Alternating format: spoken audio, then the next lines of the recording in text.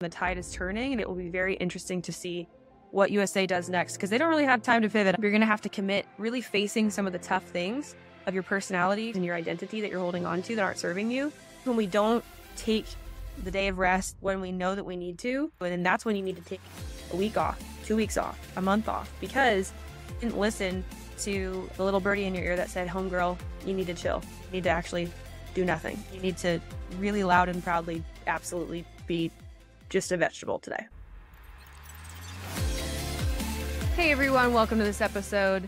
We have a lot to talk about this week. I'm Coach Megan, and a big bomb dropped in the pageant world, and Noelia Voigt, the former now Miss USA, stepped down from being Miss USA. Man, I was checking Instagram all day, and boom, there goes the dynamite. It was off her Instagram right away and sent ripples and waves throughout the pageant community. I want to hear your thoughts for sure, and I'm going to share with you mine. We're also just going to talk about mental health in general, because with a lot of the USA pageants moving to June this year or end of May, it's crazy. There's like this crazy convergence of all the timelines of Miss America, Miss USA, and Miss Volunteer. Not that those are the only three pageants, but those are very, very big pageants. And then there's also NAM, there's IJM, there's America's National Miss. So many pageants going on at the same time this summer, you guys. I couldn't buy enough TVs to actually watch all of the pageants that I'm coaching going on at once. I think we have teen chances at winning Miss America this year, or going to Miss America. It's wild. So yeah, and a few that have already passed. So anyways, we're going to talk about that today. So first and foremost, what do we know? I am not like a gossip mill kind of a gal, okay?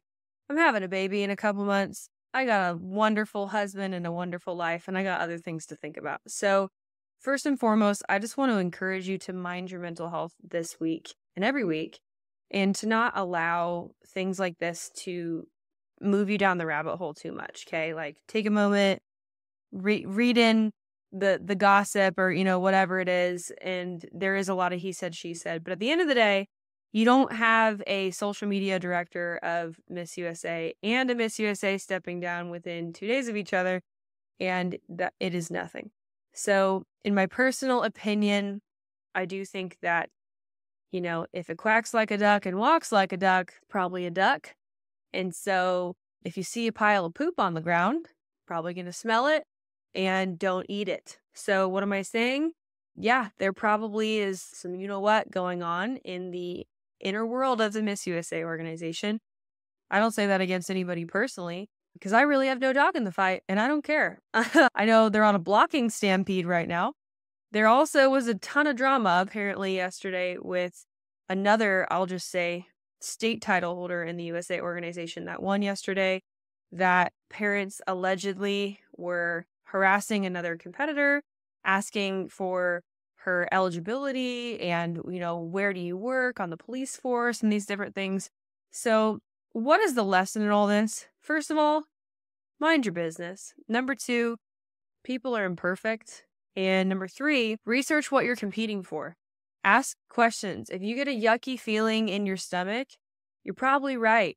Again, I'll shout it from the rooftops, at least at the time of this recording. I'm so proud to be a Vambrose alum because of the character of the people that run the pageant. I wouldn't want to compete for a pageant with people that I can't trust, right? Or that the pageant is already rigged, or they've quote unquote already picked the girl or whatever, right? And I can't speak for your state. I can't speak for your pageant system. I can't speak for any of that. But you should do your research. Talk to people who have won the pageant in the past. Talk to other people. And don't just talk to the disgruntled pageant girl who didn't get top 10, because she's going to be pissed off every single time and going to have a negative opinion. She hasn't been on the inside. So, that's the dumbest person you could ask. It's like asking a divorced person their views on marriage, right? Who, hates their husband and can't stop talking about it.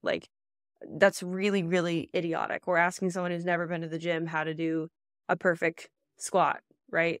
Probably not going to happen, okay? So be mindful of that, and don't let it consume you. Ask the right people, but make sure you are asking questions. I think number 5, Am I number 5? I think so.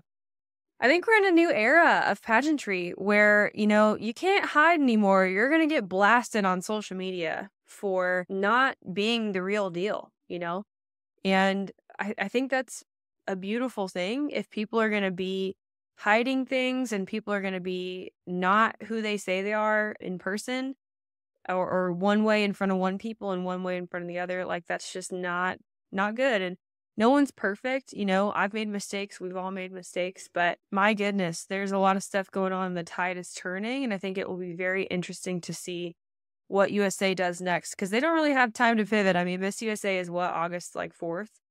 It is my baby's coming the week after that. So they got 13 weeks left because I got 14 weeks left. And it'll be very interesting to see, because we have 40 some girls to still crown for the USA crowns. Do I think that this means that you shouldn't compete for USA? No, I don't think it means that. But I do think that you should be mindful that what you're competing for is really your state title. And USA as a whole at Miss USA might be a you-know-what show this year. We have no idea what's going to happen over the next 3 months. Everything could change. We could have a whole leadership turnover again.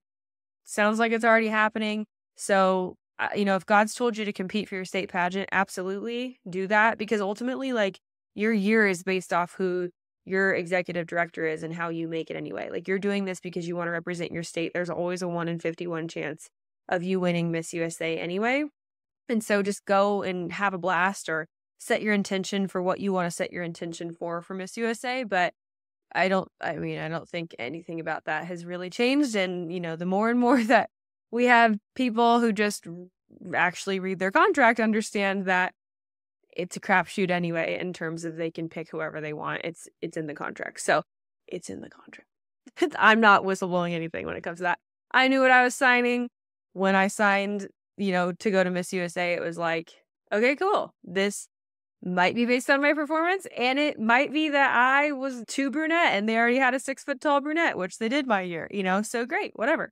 And I also know my failures in that too, and how I was totally not ready. And thank God I was not Miss USA, because I would have hated it. I would have hated being controlled during a COVID year. Have you met me?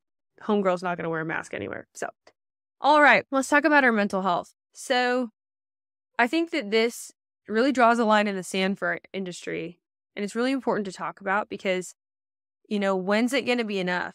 I was talking with one of my clients earlier today that has a mental health platform. And I was just like, this is your time to shine, baby boo. Because, Chesley was during my year, and that was obviously so tragic and so sad, and so just made everybody's head turn upside down, because we're like, what could we have done? What could we have noticed?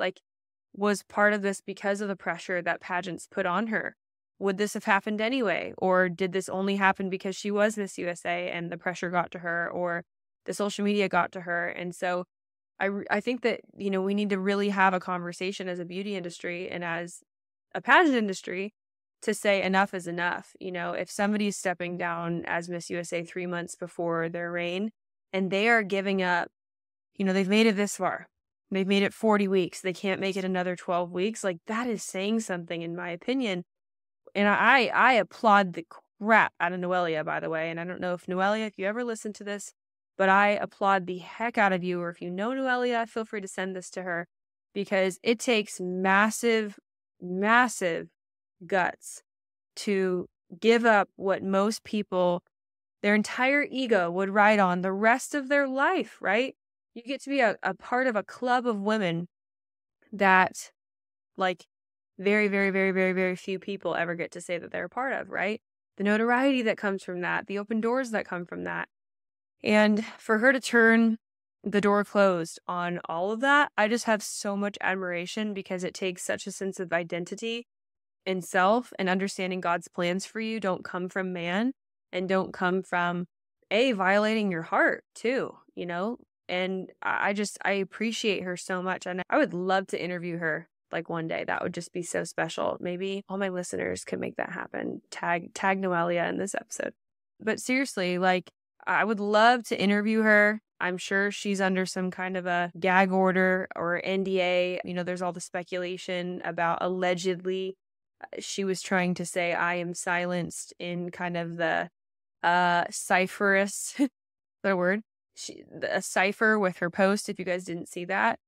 Which again, I'm not really like a conspiracy theorist, but I was like, yo, if that wasn't intentional, that's either the Lord or something funky going on, because that probability is like a 0 out of a billion. So that was very interesting to me. But where do we go from here? I think that we need to take way more seriously who's on the executive director board and properly vetting their ability to actually lead and take care of somebody.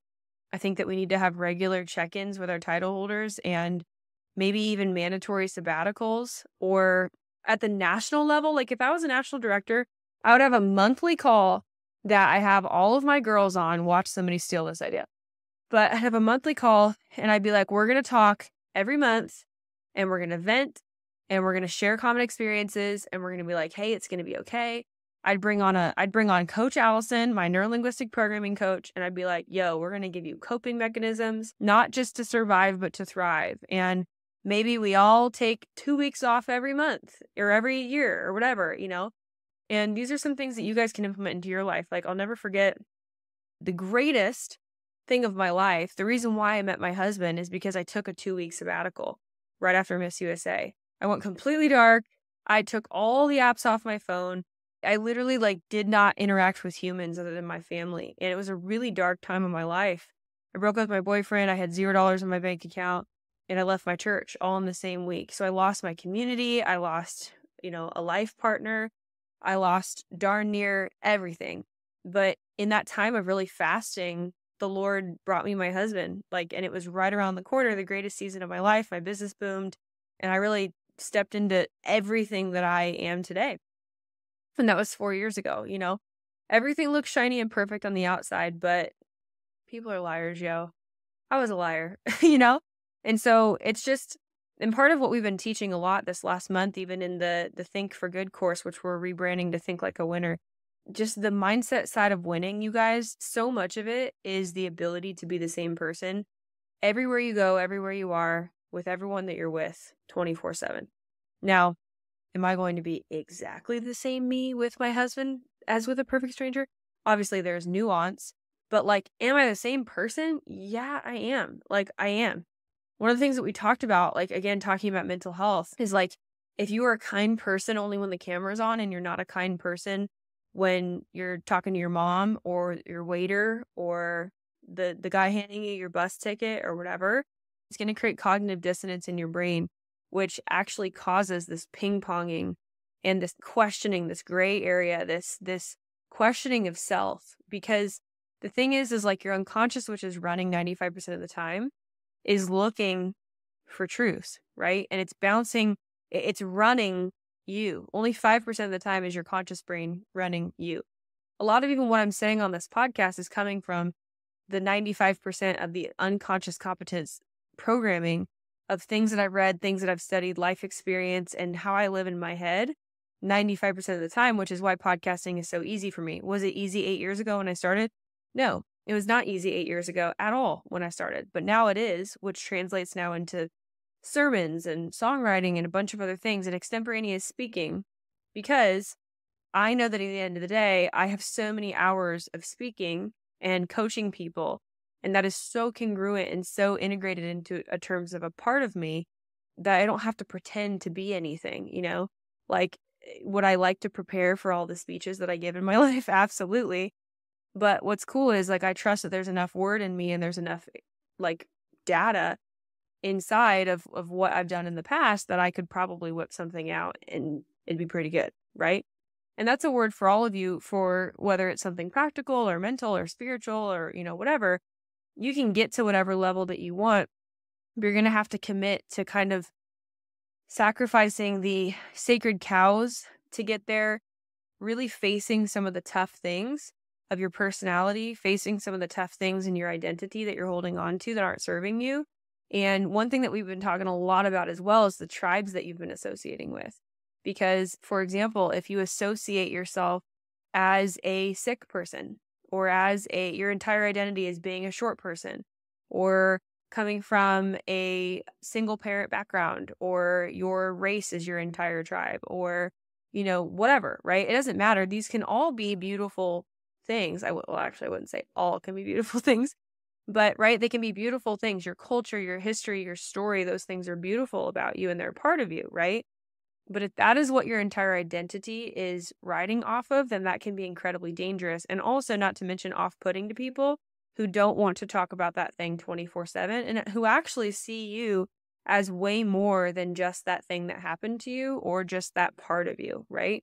And so this is where, again, in terms of identity, it's super important to have your identity rooted in something like the Lord that will never forsake you, that has formed you in his inward parts, knew you before you were born. You know, I think about my baby girl that's going to be born in 3 months, right? Like, I feel her kick every hour, every couple hours, all the time. She's living on the inside of me, right? She's not earthside yet, but she's a living entity. And the Lord knew her just like I feel like I've known her as I've carried her for the last 26 weeks now, right? There's a plan, and I speak destiny over her life, and I speak life over her, and I speak a sound mind. I speak physical soundness. I speak blessing over her every single day. And I'm even starting to imagine, my husband and I imagine the call, the purpose, and the destiny that she'll have on her life, right? I declare over her that she's a word changer, a world changer, and that there's a sword in her mouth that will speak mightily and speak a good thing, right? And so when it comes to our mental health, our identity is everything, right? Because what I identify with, I can't separate from. Whatever tribe I identify with, I can't separate from. So some people identify as a lazy person, or they identify as a procrastinator, or they identify as ugly, right? And as long as you identify as that tribe, A, you're going to surround yourself with people that are also from that tribe, and B, you will never disassociate your habits from something that you identify with at the identity level. Can I get an amen? That's a word for somebody today, right? So to change your habits, you first have to change that identifying with a new level of that thing, right? And so this is how we end up changing things at the habit level, is we change our identity, which changes our state, our thought life, our emotions about that thing, the way that it passes through our brain filter. And then eventually, if I identify as a healthy person, I'm going to go to the gym. Part of my husband and I, like, part of our covenant in our marriage and our vows that we wrote to each other is that we want to be really healthy because we want to live long on the earth. We want to look good for each other. We want to be able to travel and do well and fulfill our purpose and our calling. And so identifying as a healthy person requires me to 2 p.m., I have an hour. Okay, let's go for a walk, right? If I didn't identify as a healthy person, same with my pregnancy, right? I've identified with having an amazingly easy pregnancy, right? And there's a lot more that goes into that, obviously, right? But hey, this is easy. Hey, pregnancy is not that bad. I identify as somebody that doesn't have a ton of mood swings and that takes accountability for her actions and her thoughts, right? Am I aware of sometimes when my hormones are off, like especially this week? And it was funny, I looked at my pregnancy app and it was like, number one thing you may be feeling, mood swings. And I was like, yep, that checks out. But as I was, thinking about that, and even just before I looked at my app on my phone, I'll be sitting and thinking to myself, and I'm like, okay, great. I need strategy for this, or I'm gonna have to, take the foot off the gas pedal a little bit this week, or distract myself with work in some ways, or communicate ahead of time with my husband. Hey, I'm feeling a little testy. I'm feeling a little on edge. I'm feeling a little bit like I'm scraping from the bottom of the barrel. And when I identify with somebody, what tribe do I identify with? I identify as somebody who figures it out. I identify as somebody that takes personal responsibility and lives at cause, not in victimhood for everything in her life, right? Do I cause everything? No, but it's my responsibility, right? Like I can figure it out, or God has the answer, right? So instead of just saying like, oh, well, it's just pregnancy hormones, give me a break, right? I'm like, no, okay, great. I'm feeling kind of off. I want to isolate. I want to binge watch TV. I don't want to work hard. My mind feels like scrambled eggs. God, what are we going to do about this? God, give me a strategy. You know what? I'm probably going to need to prioritize my physical health more than ever this week, because physical health makes me feel mentally well.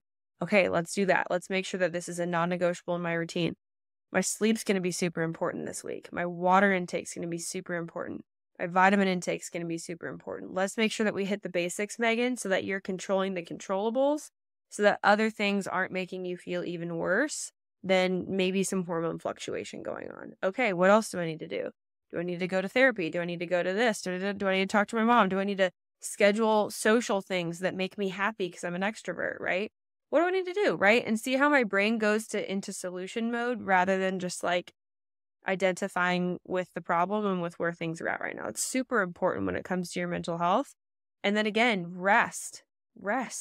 Like the double portion comes in the rest in the Bible. So if you don't have a true Sabbath day, I encourage you like to turn literally everything off. Like yesterday, that was for my husband and I.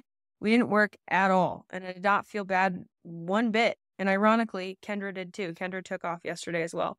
I loved it, right? I did not look at Slack one time. I did not look at emails. I did not look at my calendar. I did not talk to a client. I did not think about sales. I just like did errands and was like in mom mode all day, thinking about the nursery and saying hi to my neighbors and going to the gym for 2 hours, like just a mental health day, and just filled my cup up, right? Did the laundry, did the dishes, folded some clothes, and watched an entire season of The Amazing Race. And that just filled my cup for a day, right? And then I woke back up the next day, got a good night's sleep, and said, okay, now we're ready for, 3-4 days of hardcore, put the gas pedal down, right?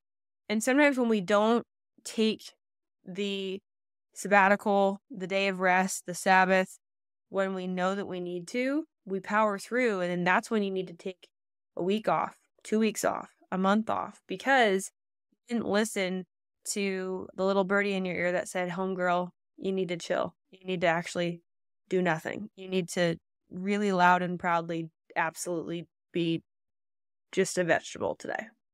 And letting that be okay, understanding that like one day is not going to keep you from your dreams and your destiny, especially if you plan it, And talking about the mind and the subconscious too, it's actually healthier for your brain if you just say, I'm not going to go to the gym today, and I feel amazing about it, rather than lie to yourself and say, oh, I'm going to go to the gym, and you don't mean it, and you're not actually going to go to the gym, and then your brain's confused because the next time you tell yourself that you're going to do something, your brain's like, are we going to do it? Are we lying? Are we not lying today? Which version of me, is the version of me that's showing up? And some of you guys are doing that in your pageants all the time too, which is why you can't emotionally regulate when the time comes. So those are my thoughts on mental health, part 1 of a gazillion that I could make. Feel free to tell us at Powerhouse Pageantry or on our website what your favorite note was from today. Share this with a friend who needs a little bit of a mental health boost today. And we're all praying for Noelia and just everybody else in the USA organization that's figuring some stuff out right now. And I just pray that she just feels amazing about her decision, and that a bunch of people, just hundreds and hundreds of people, would surround her with just love, and that the love of God that would just shed abroad in her heart, just knowing that she made an amazing decision for her. So with that, I'll see y'all next week, and excited to chat with you again.